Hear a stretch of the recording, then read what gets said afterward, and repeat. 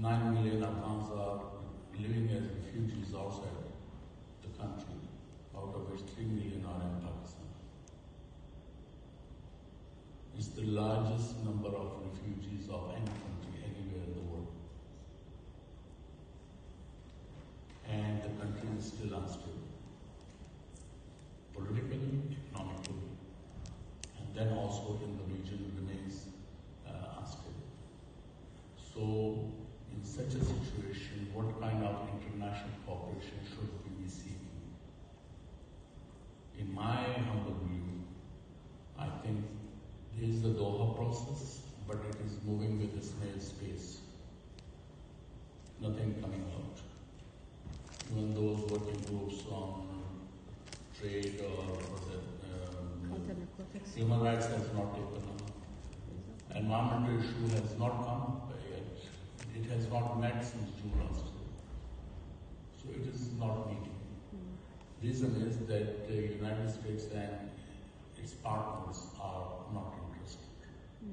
Then we have a Moscow format, which is meeting, but it is also looking towards the broader international community, especially the US and EU.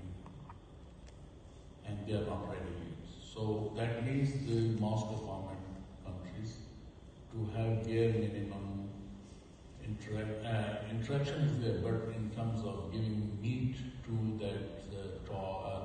those efforts, giving some substance to those efforts, is still not to the satisfactory level.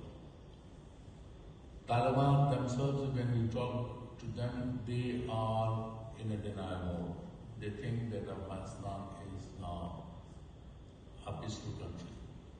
So when we tell them, okay, then take back the refugees, they say, no, we are unstable. We have challenges. They don't want to talk on the negotiating table.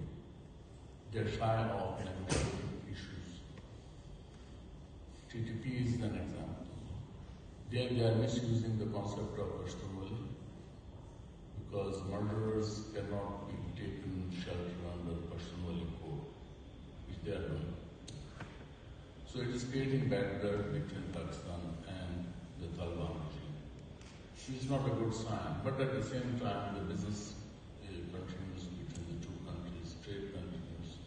Yes, there are ups and downs, but that is the way we have been dealing with Afghanistan, not from now, but during Zahir Shah's time, then came Dawood's and then communist period. So the border remained erratic as far as trade was concerned. But this is the way, because on the border you have 17 tribes living. This is not the case between Afghanistan and its other 5 neighbors, or Pakistan with its other 3 neighbors. This is a symbiotic relationship. The cousin rivalry is there, the rivalry is there, so that is causing some irritants. But if any one of them is threatened from the outside, then it's the rivalry that comes into play, and which is the brotherhood which comes into play. So I have traveled from international to bilateral level, but overall situation is fluid.